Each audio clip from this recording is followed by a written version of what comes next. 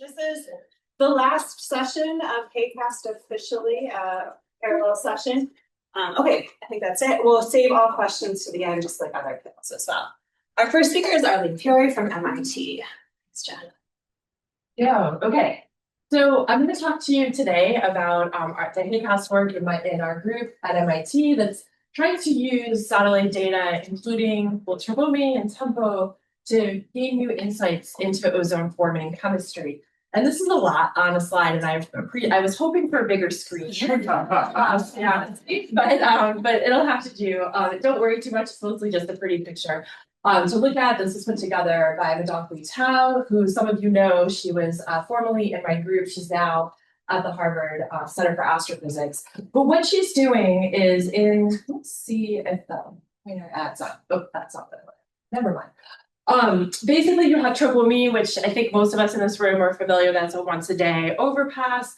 And then you have tempo at the same time on the left middle. But what Tama has done is said, okay, what if we try to make turbomy as consistent as possible with the tempo retrieval and use that tempo a priori, which comes from the GLCF NASA model. And that's what this turbomy star is. So when you see turbomy star, it's turbomy, but sort of redone to look as consistently as possible with tempo. You're looking at the tropospheric NO2 nitrogen dioxide vertical column densities. And of course, the advance we have from tempo is that we now have NO2 throughout the daylight hours. What Tama has done is to push forward some work that was motivated by discussions with our air quality management partners at NESCOM and at New York State DEC, so Northeast region, where they started asking questions about these early season ozone events, some of which are happening before the ice cream is kind of out in the eastern US. Some of them are just as it's coming out, some of them are. Anyways, so we decided to try to take a look and kind of come up with a definition for what is an early season event. What do we mean by midsummer? And so we'll contrast those and see whether we see differences in the chemical conditions that we retrieve from tempo during these different categories of events. And April is just, there were no events in 2024 in the Northeast region in April. So that's just kind of our pre-ozone season benchmark. And of course, we have seasonality over this time period that we'll talk about as well. Okay, I think for this audience, given who's in the room, I probably don't need to spend too much time on the background, so I'll go through it really quickly. We have certainly locally produced ozone. We also have natural background sources of ozone that are not as controllable. Yeah, and can be transported. And what I didn't put is, of course, we have some of these background sources also in our urban areas. And for those who think a lot about this source apportionment, we know that we can't, unfortunately, get source information directly from a measurement. And so where do satellites come in? Well, they don't directly get us what we want either, but we can learn a bit about some of these different sources from satellites and also about that chemistry. All right. Again, I think this crowd knows this. So basically, we're using the formaldehyde as a proxy for VOC reactivity, and then NO2 is part of NOx, and together with sunlight, those cook up ozone. Okay, and the key challenge is we want to know where that ozone comes from, particularly on the days when exceedances of the National Ambient Air Quality Standard for ozone happen. So our focus is on this ozone transport region, which is the whole rectangular box that you're looking at here. And then we're also going to focus in on what's inside that red polygon, which we're going to refer to as the Northeast corridor. And each point is where there's an ozone monitor. And what Tama has done here is to count up the number of high ozone days between April and September of 2024, which is the first full ozone season that we had tempo. And just plot that up. She also made this cool calendar view where the weeks go from top to bottom, okay, and time marches that way. And so what you see is that there are some events in May, early June as well, and then kind of what we expect more typical in this region of the midsummer events. She came up with a definition for how we're going to differentiate between early season and mid-season. And part of that was looking at the green out that we can see from the MODIS satellite, which tells us something about when the leaves are out and starting to produce ice cream. But I would say the big classification that she's using is this early afternoon temperature averaged over this region within the red polygon. And looking at when the 5-day average gets above 26.5 degrees Celsius. Okay. And basically, if you're before that, you're going to be early season. And if you're between that and this mid-August period, that's going to be where we pull our midsummer events from. Okay.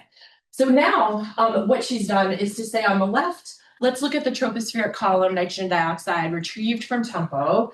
And on the right is the formaldehyde. And April is our just averaging over all of the retrievals in April is going to be the yellow line. Averaging over that early season period is the green line, and averaging over the midsummer period is the pink line. And she's also contrasting on here.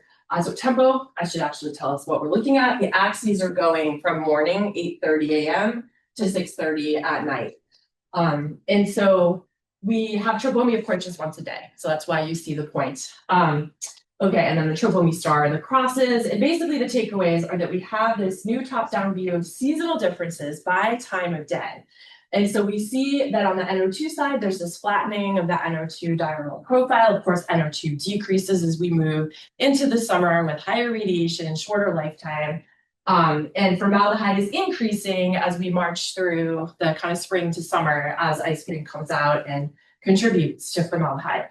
We have ongoing comparison to kind of ground-based monitors as well. Okay, what if we zoom in on just those high ozone days? And so again, early season is green and midsummer is red here. And basically what we're finding is that when we average, in this case, over the northeastern quarter as well, tempo suggests higher tropospheric NO2 in the morning on the high ozone days during the early season. And then we also see that formaldehyde is generally lower in the early season than in the midsummer. So it does tell us that we think that the kind of chemical conditions as viewed by tempo are different during these events. And again, we're working to compare with ground-based data. In my couple minutes left, I just want to highlight some work from Joe Palmo that's looking at ozone chemistry and wildfire plumes. Hopefully some of you caught his poster yesterday. If not, it's online. But we're interested in that June 2023, which is pre-tempo period, actually just 2 months shy, when eastern US cities were influenced by wildfire plumes from Canada. And Joe has been developing 2 actually new approaches to diagnosing ozone forming chemistry and wildfire plumes. One of the challenges, of course, is that you're only getting a 2-dimensional view from space. And so, yeah, I guess in the interest of time, I'll just say that sort of building from some approaches that Amir Sori has pioneered, Joe is kind of using machine learning here.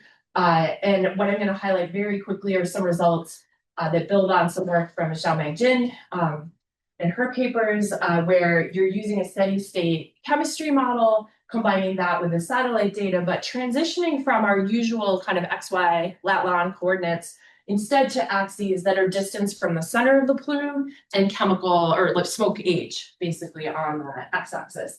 And this is just an example applied to the Williams Flats fire in Washington from August 2019.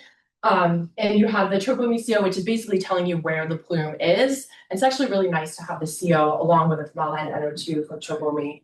You have the NO2 and the formaldehyde. The HMS smoke product, just to give you a sense, this is where the fire was. And again, in the interest of time, I'm just going to say that Joe has, from the ratio of formaldehyde to NO2 plus this steady state modeling, he's basically categorizing each pixel into an ozone regime. And you see kind of what we'd expect, that near field is more NOx saturated. And as the plume dilutes and ages, you move into more NOx sensitive conditions, suggesting that then if that plume were to hit an urban NOx source, that it is likely to produce ozone. All right. I also just wanted to mention that we have some work led out of some collaborators of ours in the computer science department at MIT, where they were kind of inspired when these events in 2023 happened and the air quality was visibly so bad in the Northeast and Eastern US. And they were like, how come our air quality forecasts, how come we can't, or can we use them in the way that we use our hourly precipitation forecasts? And so that led us to actually look at 6 different hourly air quality forecasts that are publicly available, including the Aurora Microsoft one, and ask the question of if you are trying to use them as an individual, which is not what they were developed for, just to be super clear. and ask the question, is it safe to go out today, or when should I go out running? The actual observations over Chicago are shown in yellow. The individual 6 forecasts are shown in gray. And so you might conclude that we're not really there yet. There's lots of reason for optimism. And importantly, we've evaluated, sort of suggested some metrics. If these are your interests, there might be different metrics that you would want to use to assess skill rather than kind of what is typically used for regulatory applications. All right, and that brings me to my last slide that I was just going to leave up here just to, first of all, huge thanks to our HAQAST sort of investigator project team, our collaborators, our stakeholder partners. And these are the questions that over the next few years, our main HAQAST kind of core work is focused on. Thanks. There we go. Okay, all right, cool. This will all be about tempo data. Essentially, I'll kind of kick off with sharing some very recent updates from the mission for those folks not aware, and then jump into a use case where I show kind of a suite of tempo data products to monitor precursor and ozone for a wildfire smoke event. So for tempo data product updates, I'm showing that kind of a full table here. Do you have a pointer? Maybe not. These are all our level 2 products I'm showing here. The ones, we have cloud products, ozone total column, nitrogen dioxide, formaldehyde. We have near real-time versions of our NO2, formaldehyde, and cloud. What we're going to highlight today is our ozone profile. It's relatively new. It was released September 17th, 2025. It has a slightly coarser spatial resolution of 8 by 4.75 kilometers squared compared to our other products on this table. That's due to the need to co-add tempo footprints to meet that tempo accuracy level for that product. We also have aerosol products on deck coming here in the fall from our NOAA team, aerosol optical depth, aerosol layer height, and aerosol detection product, along with a surface PM 2.5 product that should be available sometime this fall. It's kind of where we're at right now with our tempo data products. Another table here showing the release dates. Like I mentioned, on September 17th, 2025, we had our big version 4 tempo data release that included our ozone profile beta version product, along with our updated level 2, level 3 tempo trace data, our NO2 formaldehyde. And along with that, we had our near real-time launch of our products for NO2 and formaldehyde and cloud. That QR code there at the top right is very handy. A good website with all of our data access, visual, our tools to visualize tempo data and user guides. We have a couple of viewers that include our, not me moving it. We have a couple of viewers that do have our ozone profile 0-2 kilometer information on there. One is our NASA Sport viewer, along with our NASA ArcGIS services on there. For that QR code right there.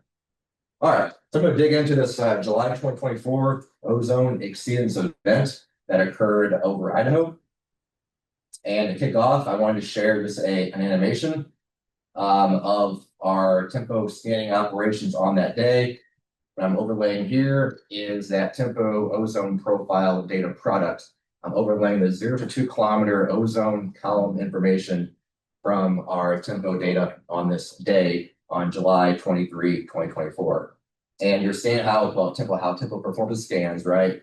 Going east to west, and we gain more daylight in the west, we cover the full field of regard, and then we go back doing our optimized scans in the later afternoon. A lot of cool information here. You're seeing some high elevated ozone kind of in the Midwest region around St. Louis, some elevated concentrations there, or columns around across California and across the Northwest US as well. It's pretty incredible what we're getting with tempo now, right? All right. So here's, I just pulled some air now, ozone monitors and PM 2.5 for this event when these wildfires were igniting across the Northwest US region. On the top row there, you're seeing the ozone monitors. On the bottom row, the PM 2.5 monitors. It had impacts both on the ozone and PM 2.5. But you really see this really large increase in ozone across the Boise area, where we reached ppb around 120 on July 23, 2024. You see the elevated PM 2.5 as well. on the bottom row. So I want to share just people are very familiar with true color imagery. So I just want to share kind of the Terra and Aqua screenshots from Worldview for July 21 through July 23. You can clearly see the large amount of smoke by the grayish color intensities on these screenshots right here. So, it was very prevalent. You actually see some wildfire plumes pretty clearly on here as well, in addition to the smoke transport. All right, so now for the tempo data. So I'm going to share an animation here from July 22nd, 2024 to the top left here, sharing the tempo tropospheric NO2 columns, the tempo total formaldehyde column data, and the tempo UV aerosol index for this event. This is all version 4 data, by the way. We did reprocessing to actually update the data for this time period to make version 4 data.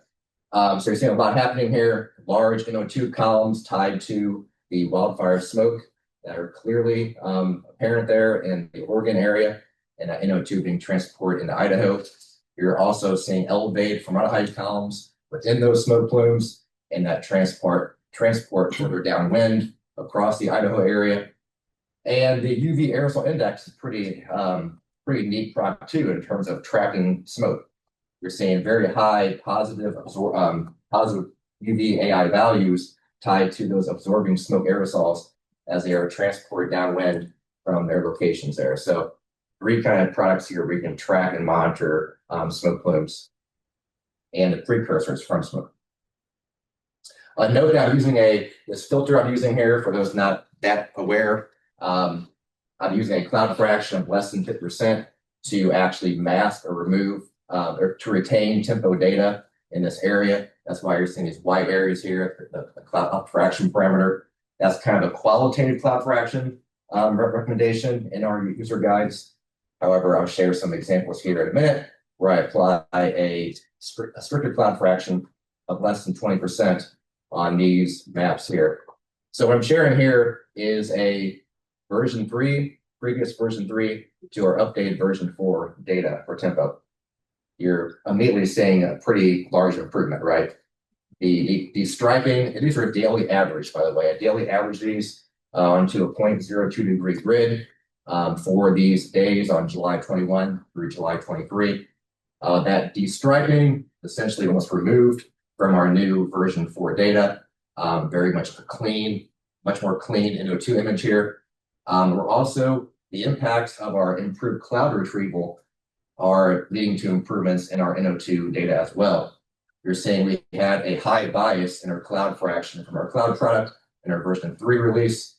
Now we're actually seeing these NO2 columns tied to that wildfire smoke because our cloud retrieval is no longer characterizing that as cloud.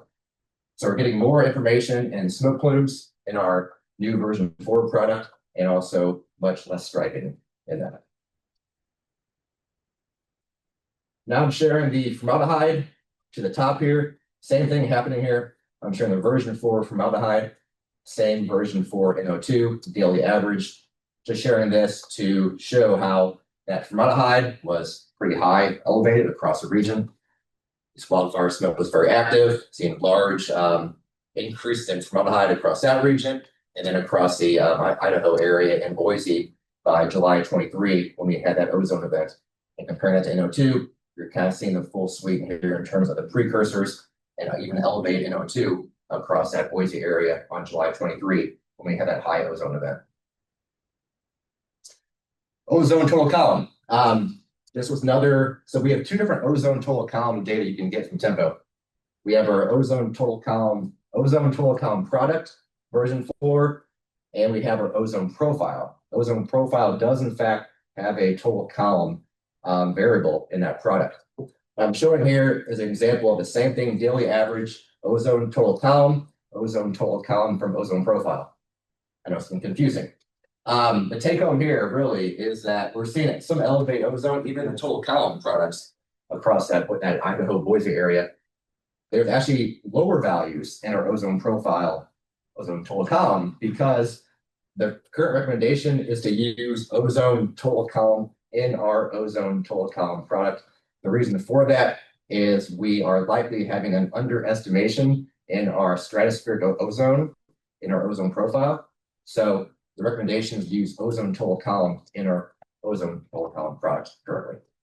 That's what we're seeing the lower values down here. Okay, and this is our ozone profile data. So tropospheric column ozone at the top and 0 to 2 kilometer ozone at the bottom. Pretty neat data here. Daily averaged onto a 0.04 degree grid. And we are actually seeing, as we saw by the ground monitors, we're seeing elevated tropospheric ozone columns across that Boise area and in Idaho on July 23 when that ozone event occurred. You aren't seeing that great of a signal in the 0 to 2 kilometer ozone in this example. You are seeing an increase on July 22. We could have an increase in that ozone on July 22, but not so much on July 23. This could be a terrain effect here. It's high terrain area, complex retrieval in this region, but it's still very it was still good to see that our tropospheric column ozone picked up on. And that's about it. Just kind of sharing some comments here, and then we can have a Q&A afterwards and take questions. Thank you. Our next speaker is Jiang from Georgia Environmental Protection Division.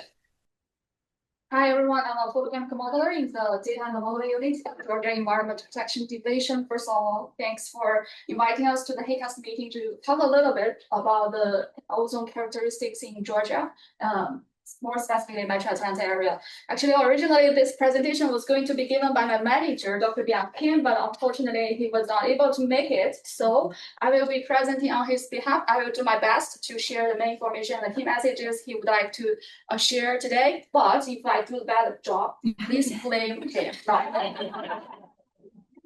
All right, so I think the first couple of slides are related to some brief introduction about the surface ozone. I think in this room, everyone knows that not all ozone is bad. Ozone in the upper atmosphere actually is beneficial. It protects us from those ultraviolet radiation, but the near surface is harmful to the human health. And I think this part also, Dr. Arlene already covers a part of it, the basic ozone formation process.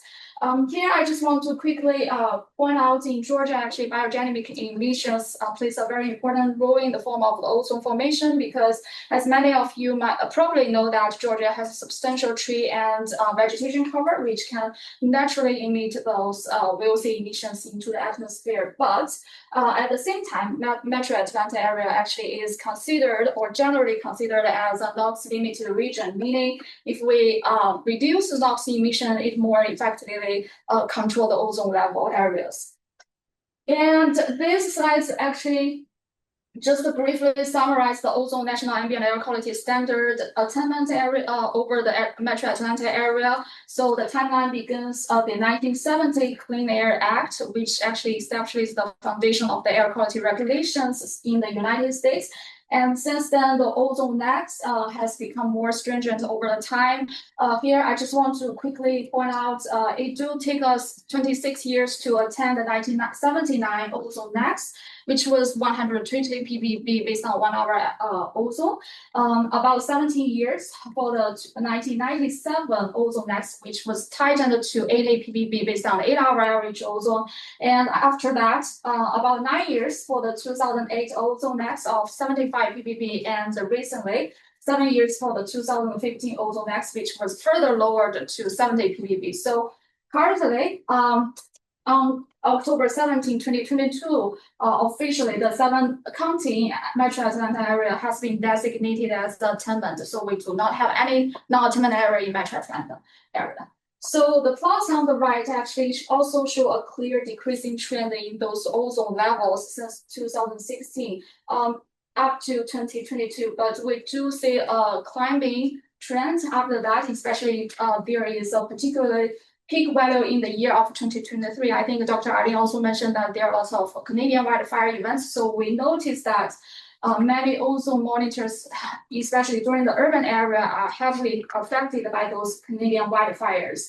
So currently we are violating, more specifically, the United Avenue is violating the 2015 ozone next, but we are still designated as the attainment area for now. And since 2016, Georgia EPD has prepared a detailed initial exceedance report for every single ozone exceedance. Based on those historical reports, we actually noticed there are two commonly observed ozone exceedance patterns in Metro Atlanta area. One is associated with the low wind speed and stagnant condition, which can be actually illustrated by the left 16 subplots.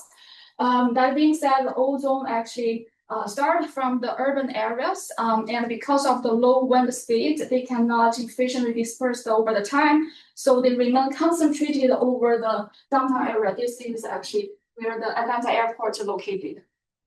And they remain concentrated over those urban areas and they eventually lead to the ozone exceedance. Another commonly observed ozone exceedance pattern can be illustrated by the right examples. That is, the wind actually transport those ozone and its precursors from downtown area to downwind region. In this case, it's over the southeast side of the downtown area where the ozone exceedance developed later on. So that's the most two common patterns we observed based on the historical reports. And if we take a look at the NOx emissions by sector in Metro Atlanta area, this is based on the emission modeling platform 2022 version 2 dataset. We could clearly see that most of the NOx emissions over Metro Atlanta area is from mobile on-road followed by mobile non-road. So traffic actually plays a very important role in the form of the ozone level in the Metro Atlanta area. And we also dive into the relationship between the traffic and the ozone exceedances. What we did is we collected the Google traffic images every 10 minutes. More specifically, we counted the number of those dark red, and orange pixels from those Google traffic maps. And then we do some data analysis based on those data sets. So those pixels actually represent heavier traffic congestions over the Metro Atlanta area. As you can see from the left bottom figure, over the weekdays, those 5 lines, you can see there are 2 peak values. One is during the morning commute hour, one is over the afternoon commute hour. And over weekends, we only have 1 broad daytime peak traffic values. And we also dive into the traffic congestion pixels on those ozone exceedance days represented by those red boxes over here, and versus those non-ozone exceedance days. We do find that, especially during the weekdays, much heavier traffic can be found on those ozone exceedance days in the morning commute hour compared to the non-ozone exceedance days. This indicates that if we control the NOx emissions during the morning commute hour, it may help us to control the ozone levels in Metro Atlanta area. And similar conclusion can be also found based on the NOx concentrations plot on the right, based on the 3 monitor sites in the Metro Atlanta area, that much higher NOx concentrations can be found at those monitors in the morning commute hours. And we also rely on satellite products to support our understanding of the ozone events in Metro Atlanta area. 2 commonly satellite products we rely on. One is Tropome, one is Tempo. So as you can see from this slide, both plots actually are the averaged either Tempo or Tropome NO2 VCDs or formaldehyde VCDs over the Metro Atlanta area on those ozone exceedance days compared to the day before, the day after, and non-exceedance days. As you can clearly see that much higher NO2 VCDs at least can be found on those exceedance days compared to those non-exceedance days. This again indicates that NOx emissions actually plays a very important role in the form of ozone level in Atlanta area. We also did the comparison between those NO2 VCD and formaldehyde VCDs on weekdays versus weekends. Again, here is where the Atlanta International Airport located, which is one of the largest airport in the world. And we do find much higher NO2 VCDs can be found over the weekdays compared to the weekend. And this also matched what we found based on the Google traffic match images only. Lastly, I want to say we will continue to rely on those satellite products to support our day-to-day work, especially as I mentioned, currently we are relying on those NO2 and formaldehyde VCDs retrieved from Tropome and Tempo. We will also explore what's area shared the Tempo ozone profiles. as well as the PACE products, which provide a much finer spatial resolution data set. And we will also rely on those satellite products to understand or identify any missing precursor or sources that haven't been reflected in our current assessments and diagnose the ozone formation regime, like where those areas belong to NOx-emitted or VOC-limited area. And this is one of the example provided by Dr. Sori from NASA. They actually provided or generated a satellite constraint relying on MOMI and TOPOMI, if I recall correctly, of those ozone production rates and sensitivity to NOx or VOC values over Metro Atlanta area. So this is really helpful to help us to understand the ozone formation regime in Atlanta. Lastly, I want to say that Georgia EPD actually will closely follow up with the recent developments of the satellite products, and we are waiting and look forward to support any research collaborative opportunities with scientists and agencies for the mutual benefits. Thank you.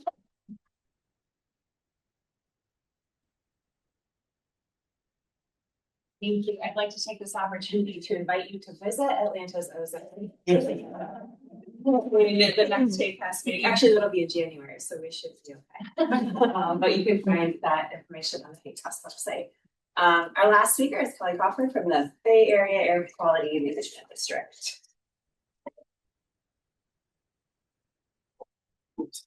I don't have slides.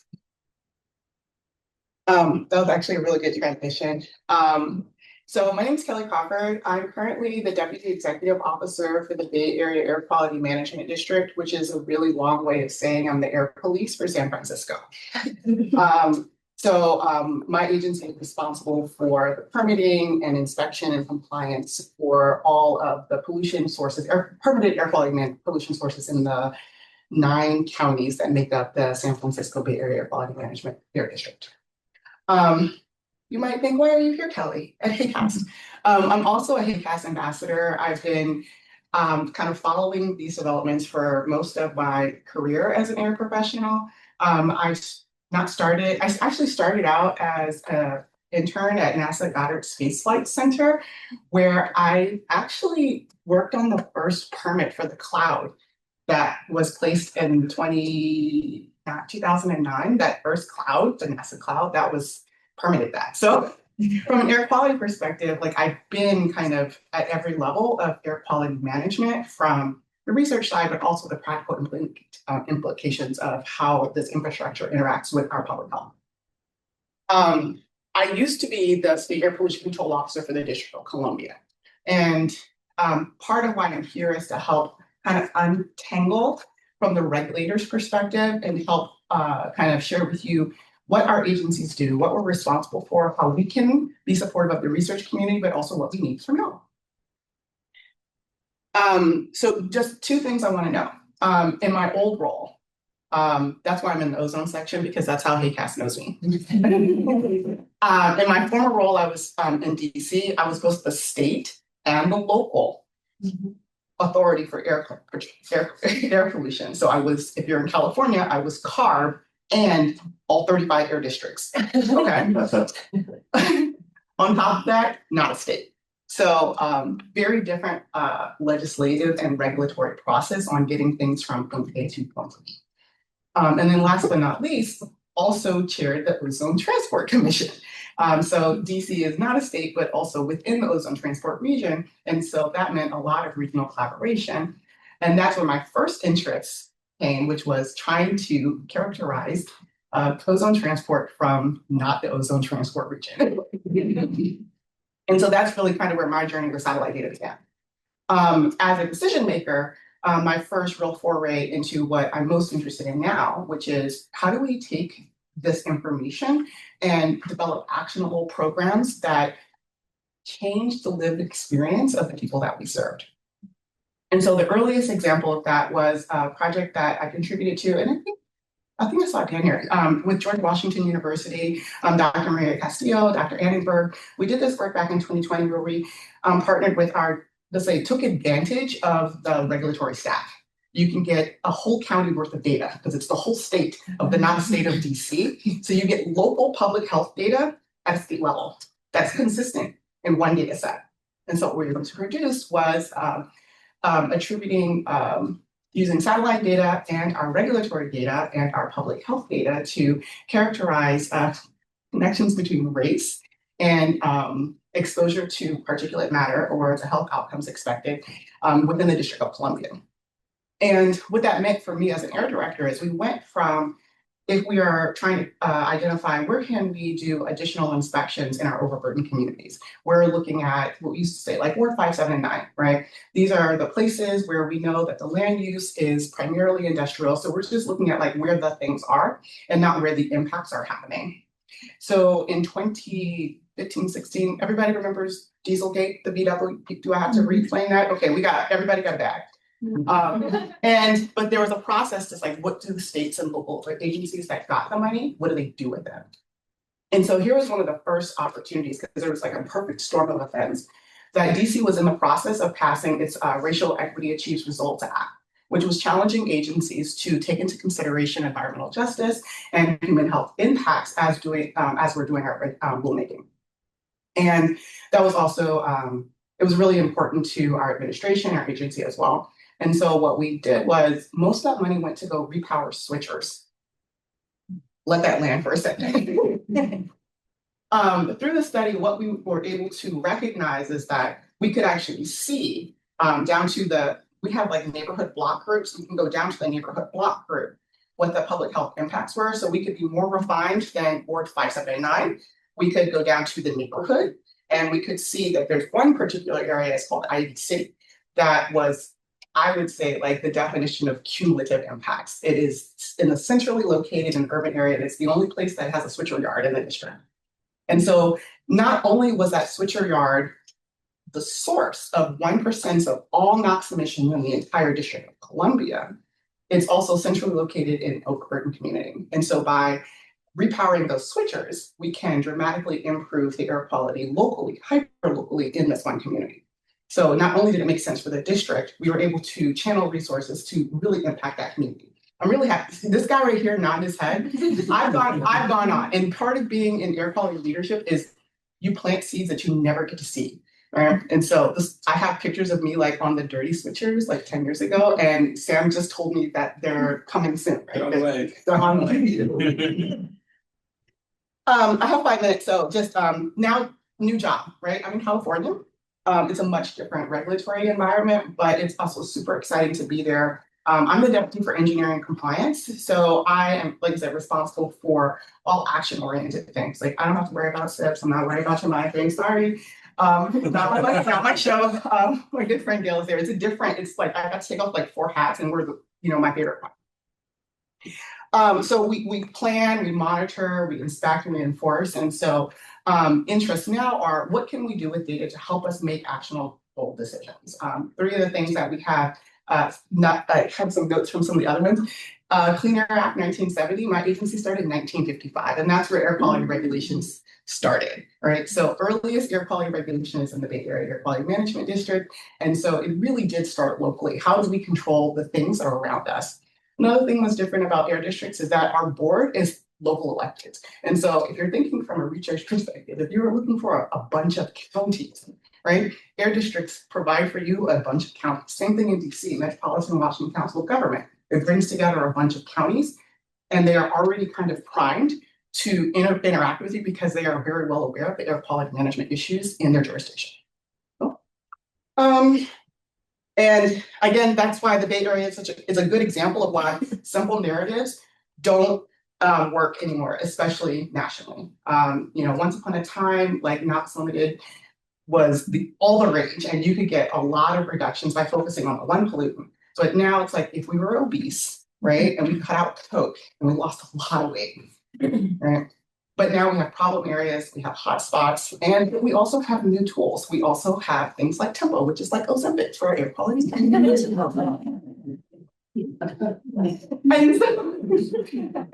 meaning that, once upon a time, not even once upon a time, I remember in 2020, as we were watching, I had like a merry war with Ryan Soffer as I was the air director presiding over the cleanest air quality recorded in DC history.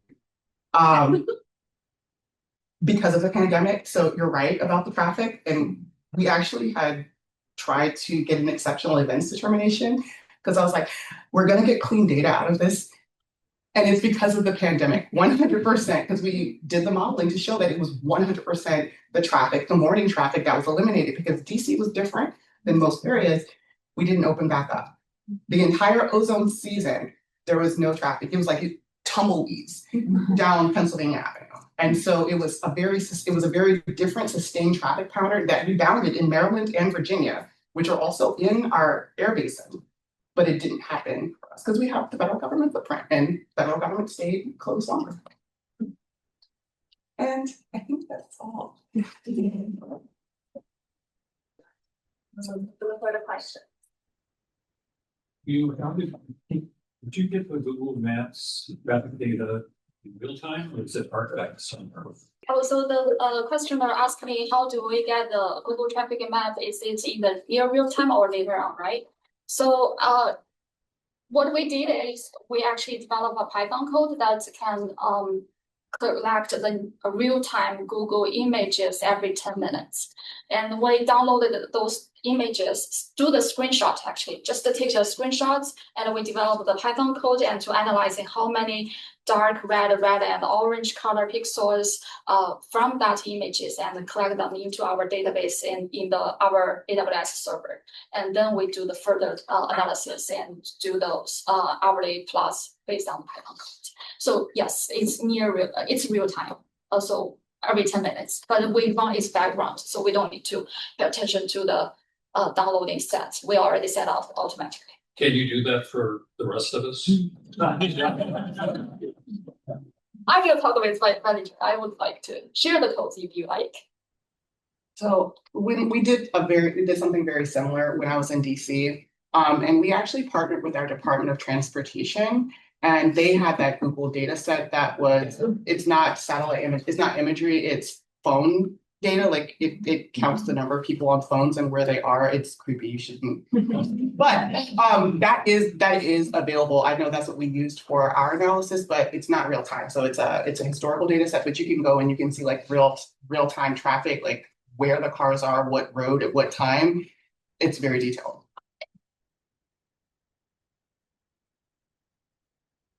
I'll take a question this way. So I think we saw a lot that ozone is obviously meteorologically driven or predictable. And we talk a lot about accessibility of tempo and formaldehyde gridded data sets to download. I'm wondering how helpful meteorological products are, what meteorological products you use to do your apportionment. Can we get like gridded relative humidity at fine scale? And I'm not sure who that question is to, maybe what you've used or how you've, any recommendations? I see. You want yeah, Probably won't. I mean, I'll have Eric on first. I would turn to my monitoring person. So. okay. I mean, yeah, I guess we use a variety of products. Certainly, her jumps to mind as one of the products that has the highest resolution available. So I'm trying to remember what her stands for. High resolution rapid refresh. Okay, we all know it. I have to explain it. That was like beautiful. Yeah, I'm thinking at times we've used different reanalysis products, like for some weather variables. We've used like the North, again, it sort of depends what the scale of your problem is, but like the North American NARS reanalysis something. And I'm actually forgetting what resolution that is, but it's higher than like the global data sets that we often work with in my group. I don't know. Of course, the GOCF has right. information. Is the a priori input to our tempo data. We have actually some meteorological variables in our, I think, temperature and another one in the actual tempo data files. But you want the full suite, the GOCF a priori data that is the input to tempo. But I don't, I definitely give a thumbs up to her. Yeah. Her is good for that high resolution, 3 kilometer meteorological data compared to GOCF at 1/4 degree. At Georgia APD, I would say HER is also one of the most useful data set for us. If you recall one of the slides that I presented regarding the ozone's commonly observed ozone patterns, that wind speed and wind direction data set actually is from the HER data set. And in Georgia, we do also have our own meteorological stations that can provide hourly temperature and wind speed and wind direction information. But they are, of course, limited in the certain location. So. This question is probably most for Arlene and Xiangyu, and maybe Jen, a little bit for you too, if that's not cheating. For formaldehyde as like whether a proxy or co-pollutant or whatever we want to think of it as for total VOCs, when does it work best? When does it have any blind spots? Are there more data that we need that could fill in? I'm thinking in particular about like outlier events, which are so often where our exceedances are coming from, if it's traffic driven or wildfire, short range transport or longer range transport scenarios, and kind of like what the frontier is there for future data sources that might even fill in any of those gaps. And especially when it's like a VOC limited situation, I guess. Should I go first? So I guess I'll repeat the question, which was, let me see if I can capture the essence, then you tell me if I didn't. But basically with respect to the formaldehyde products, kind of where, I'm going to rephrase a bit, but maybe where are they most trustworthy, and how useful are they for source attribution, including in situations where we think it's VOC limited? Okay, yeah, all right. So I guess what I would say is, first of all, I think with formaldehyde, we're often, it's just a harder retrieval. And so we're often trying to average when we can to kind of beat down some of that random noise. And the other, so in general, I tend to, at least personally, have a bit more confidence if we're looking at relative changes, whether those are in space or in time. As opposed to like the absolute column abundance and trying to translate that into, a surface concentration. The other thing I would say is that I think we also, with tempo, we're definitely getting higher resolution even than with tropomi, but we're still looking at, maybe with oversampling, we can get finer, right? But so the gridded product that they provide is 4 kilometers squared. But I think that is still potentially even coarser than kind of what you're asking for, which is like, can we see, whether it's these solvents that are evaporating and producing the formaldehyde at that scale? I think that there are probably still challenges there, but I think that some combination of kind of, integrating across different data sets, the in-situ monitors, et cetera, like, especially if you have, whether it's a PAM site or whatever it is that gives you some information about VOC at that time, combined with modeling of, various scales. I think there is, I think we do learn things, and there are things that we sort of know. And I think what I'll just say, like, my personal excitement about right now, my background is global modeling, and we've gotten to trying to do air quality with global modeling, which I'm happy to talk about all day long. But I think, we got to a point with tropomi where all of a sudden I was like, okay, the modeling tools that I'm used to using now, like, aren't really relevant for interpreting the satellite data that we're getting. And we started doing work where we're really just doing data analysis, and in some cases, using high resolution models, usually run by other people. And so for me, that was a real transformation, I feel like, in my own career. And the fact that we now can observe things that we at least can connect to a theoretical understanding, right? And so I think, I don't know, sorry, I'm rambling now, but that's pretty exciting. So at Georgia APD, as I showed in the slides, we actually rely on those satellite data mainly for qualitative analysis, not for quantitative analysis. So we don't do much like estimating the surface for more high indicators, like something like that. So I have to say that yes, we also averaged all the data sets for to support our work instead of just relying on the daily work. And actually for the ozone incidence report, we mainly focus on the NOx emission instead of the formaldehyde emissions, because as I mentioned, the metro Atlanta area is more generally considered as NOx limited areas. So for the formaldehyde part, we do that when we work on our final ozone incidence report to say like 3-year average for ozone instead of relying on just the daily or hourly data set, because as Dr. Arlene also mentioned that there are lots of data quality issues probably within those satellite data sets. So, and again, for those to better understanding how the formaldehyde or where is the VOC limited area or NOx limited area, we rely on those great scientists to help us, the state agency, because we have only limited number of the sources for the research. So if that answers your question. Yes, I was invited to say something, so I will weigh in my 2 cents. I measure formaldehyde on the ground and satellite. I use a satellite in Honduras, and I do see high correlation between ground-based values and midday columns, and I'm pretty optimistic about how the Tempo version 4 product looks as well. One thing I'll say about the usefulness of the product is if you were to, for example, fly a plane downwind of a power plant, you will see enhancements in formaldehyde, and that has nothing to do with excess VOCs emitted from that power plant, but rather just faster oxidation of the VOCs in the area. So I think there's a lot of nuance to understanding those formaldehyde, if we are to see formaldehyde structures, to make sure that we're considering the full nuance of the chemistry. And I like the ozone production rates work that's going on from Amir Suri to sort of help us understand what's going on there as well, combining both the formaldehyde and the NO2. I think formaldehyde alone, you need a lot of supporting data to make sense of it.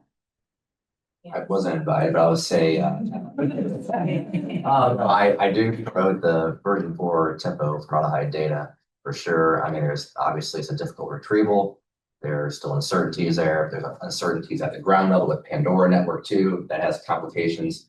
It's a complicated retrieval, no matter where you're doing from Pandora or Tempo, but I would definitely promote the use of Tempo formaldehyde data for that.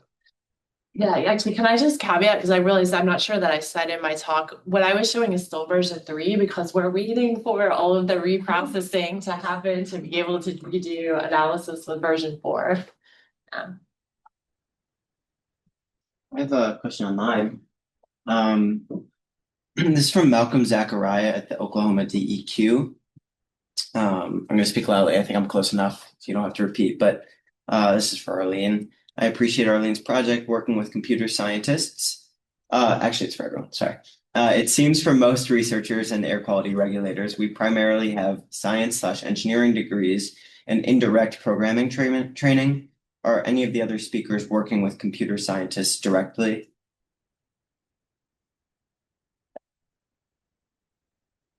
So not me personally directly. However, I think one of the things I appreciate about the district is that it's an air quality management district. That's all we do in the building is air quality. And so our monitoring team, they have their own meteorology department. And so they do a lot of deep work, but I couldn't say specifically. I personally, like in the compliance and enforcement side, we do have projects right now where we're working on how to utilize AI in how we process our permits more efficiently and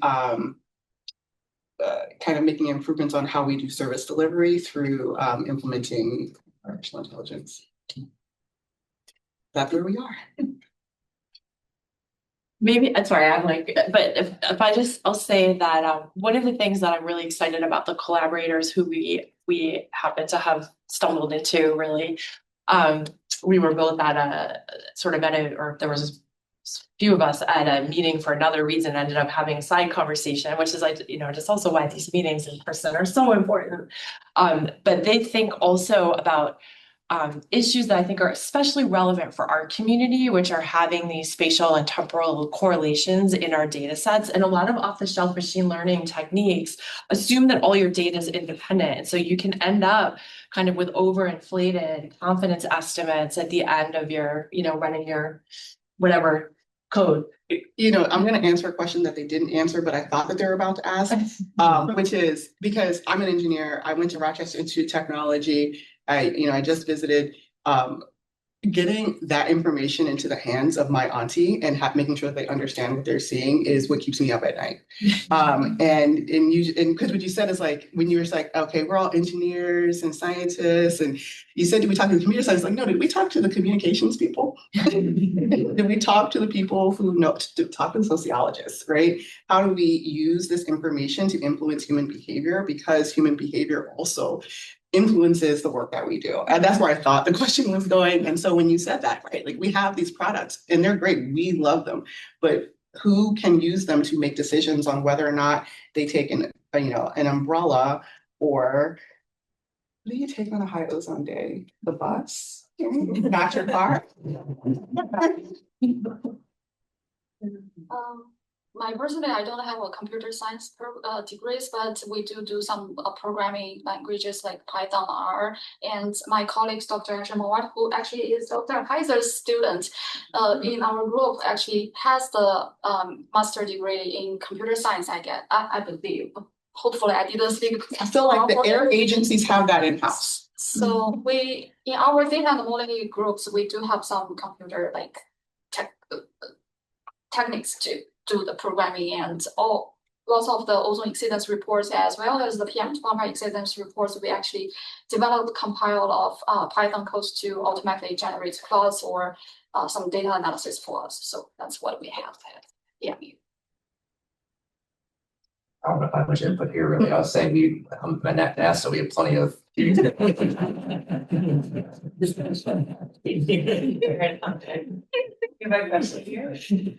Yeah, we talked about a little bit of the frontier and detecting formaldehyde, and I was just curious generally, like, what do you think is the frontier for you? Either in like the gaps that you feel like you want to fill, but especially with regulations and like what regulators and scientists can do together to push those boundaries. Yeah, I mean, like what's top of mind? From the regulatory perspective, I think, at least for me personally, I've kind of reframed what I'm looking for but also it's a change in role for me, but also instead of retroactive analysis on what happened on that hotspot or that high ozone day last year, what is the information that we have readily available right now can I use to make decisions today and going forward? So like part of my purview is incident response, right? And so what can we do as an air agency to provide better information to first responders during a wildfire, right? Which is a different question of how do we use this data to help explain our exceptional events after the fact?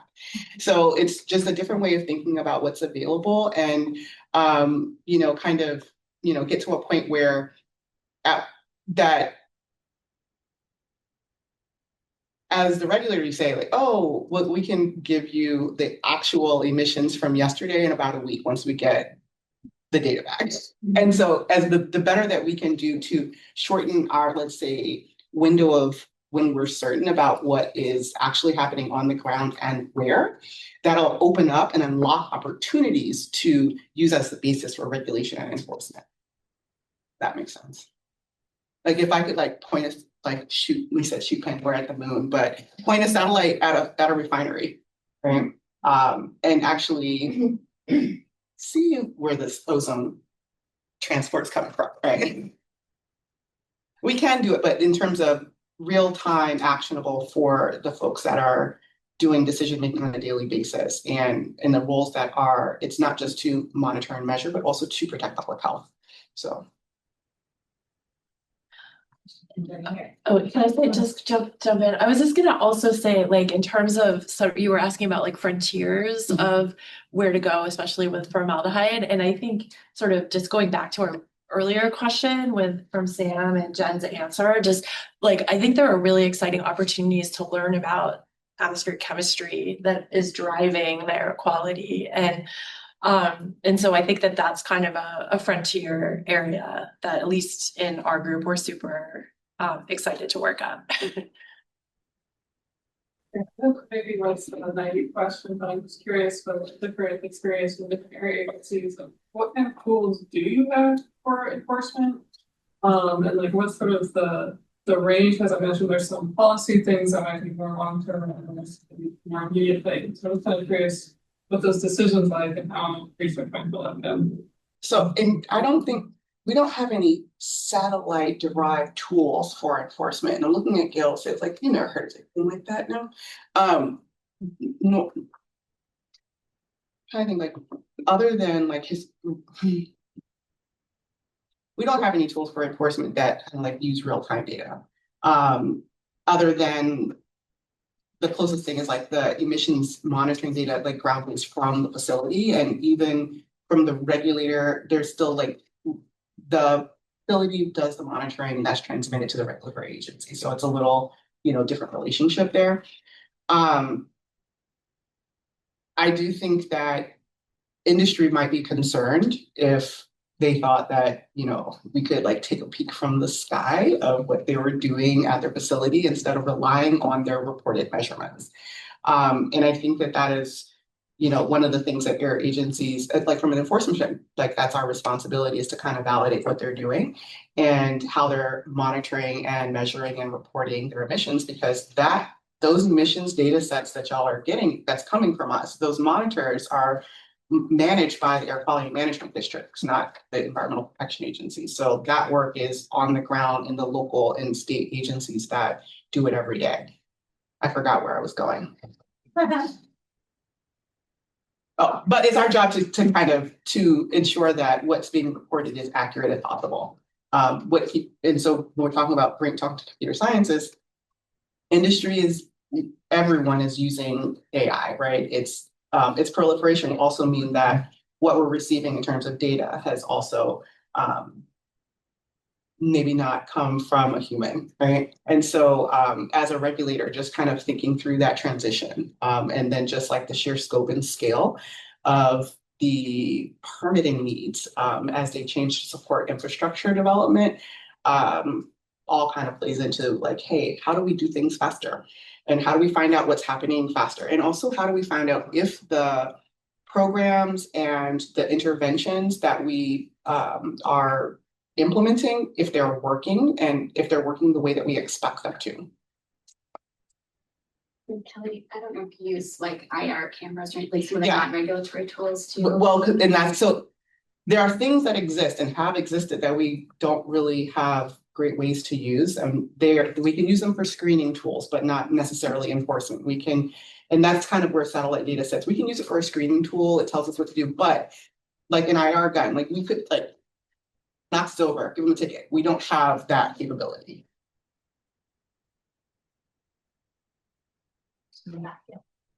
Hi, my name is Maurice Roots, and I build instruments and ask louder. And so a direct question is like for everybody in the panel, it's different subsets. What new data sets specifically you guys have? And I like your comment about like, yeah, IR gun to like look at like see where you can rise tickets for that. But what is on the new frontier or the data part that's missing the gaps for 2030? I will maybe make a pitch for our Strive mission at NASA, which is going to be launched probably in the 2030 era. But we're going to finally, I know a lot of folks like the Clyde B clips, so LiDAR information, is that profile. We're going to have a upcoming NASA mission being launched called Strive, which will finally have an actual LiDAR space to give us that information. Like how we had it from Clyde B a little bit. In addition, so that would be a new advancement that we could, use for our work too, to get more quote unquote ground level information for the profile down the road. For us, I think near real-time data set is really useful for especially for the open box like forecasting or PM forecasting. I think Aaron also mentioned in his last session that the temporal data currently has 2.5 hours latency. We are looking forward to get more near real-time data set. This is one product that we are looking for. And the other thing is, as I mentioned, the wildfire events kind of impact our ozone levels and the PM2.5 levels to demonstrate that we need sometimes to develop the ozone exceptional events demonstration and PM2.5 exceptional events demonstration. And if there are some products that can help us to understand how much actually fire contributed to those increasing in those ozone or PM2.5 level data set, that would be helpful. I know there are lots of research groups already conducted this wildfire related air pollution products, but is there any data set that can validate they are reliable or not? This is one of the kind of data that we are looking for, I guess. I should add, I guess, from the Tempo side, we do have additional products down the pipeline here in the 2028 time. We're referred to our enhanced products that are funded but no timeline for release. That includes black salt, water vapor products for bromine. And then we also have even just to further improve our data latency of our current near real-time products. So, those coming in right now at like 2.5 hours or greater will be further reduced to hopefully the 1.52 hour data latency time frame. So there's improvements coming down the road for Tempo too in terms of our data latency and our future products. I was just gonna kind of agree, just in general, anything to reduce uncertainty and to assist in source apportionment, and as near real time as possible. So anything that kind of brings those two together. Yeah, so I'll just add to the wish list. We're dreaming big. Yeah, I think that I was going to just echo what everyone said about the importance of three-dimensional information.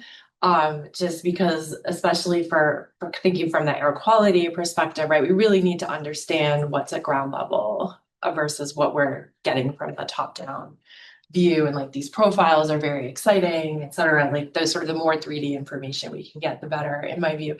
I was also going to mention, so thinking a little more broadly, like sort of on trying to really nail down the atmospheric chemistry. Like, wouldn't it be amazing if we had measurements of like OH and HO2 and, and also like the halogens? I mean, you mentioned BRO, but also like, I think there's, if we start thinking about what's controlling like methane lifetime, which is kind of another area of research in my group, then, we really don't have a good handle on the role that halogen chemistry is playing there. And so anyway, sorry, this is probably way beyond what you wanted.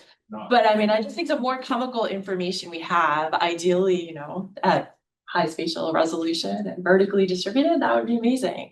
Yeah, it's my wish list. Everything. We do actually have LiDAR information right now. It's not a NASA mission, but it's a European Earth Care mission. People maybe forget about that. I think it's pretty neat data from their LiDARs. Actually, maybe I should mention back to your point about looking at facilities. My colleague, who recently started at MIT in the last year, Daniel Varon, has been using like land surface imagers, so things like Landsat and Sentinel, and figured out how to retrieve methane plumes from that. And actually, he's recently extended it to NO2. And I don't know how large the emissions have to be. These would be questions for him, but I will say that my favorite image that I've seen him show in talks is that you see like the sort of power plant, or I actually don't remember exactly what the facility was that he was looking at. We'll call it a facility. And you see the plume a bit downwind, right? And that's because most of the emission is NO, and you're actually seeing the scales over which that NO to NO2 conversion is happening. So I think that there's a lot of power there. It's very much early days is my understanding in that work, but I think that's an exciting opportunity. I have one question if we allow one more time. So we've been talking a lot about it seems like near real time for individuals or air quality agencies to make decisions. And I don't think I've heard a lot about in this meeting about Tempo special operations. So I have a wish list, or is this completely crazy? Let's say there's a high ozone day forecasted for one given region or another. Can an air quality manager ask for special operations and get data quickly, or is that just a wish list? Yes, well, here's the current. I get this question all the time.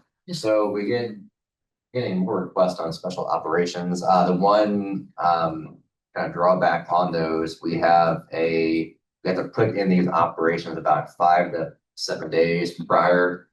So if you're very, very confident on like an ozone event, that's great. July 2020. Yes. Now, this could further improve. We're trying to reduce that lag time between when we need to submit that to the actual instrument, and to when that data, when the actual special ops occur.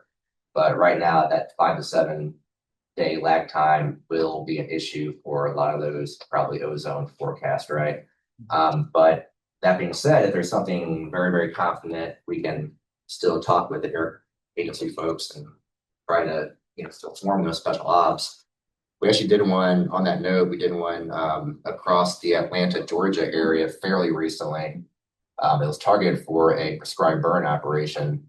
So we had 5 minutes tempo with special ops across like the Atlanta metro. And it did track a power plant plume pretty well at 5 minutes temporal resolution, in addition to the Atlanta airport, which had very high variability in that 5 minute temporal window. It was pretty incredible to see the Atlanta airport and NO2 emissions that were occurring during that daytime time frame. But yeah, it's a conversation. We're trying to reduce that lag time, but that's one issue we have right now is our lag between. That's kind of why we have issues trying to do these like wildfire smoke events, right? For prescribed burns, we know they're going to happen. We can put that in the queue. That lag time is not an issue, but if we improve on that, I'll let the community know. I think that's all the time we have, so let's thank our panel.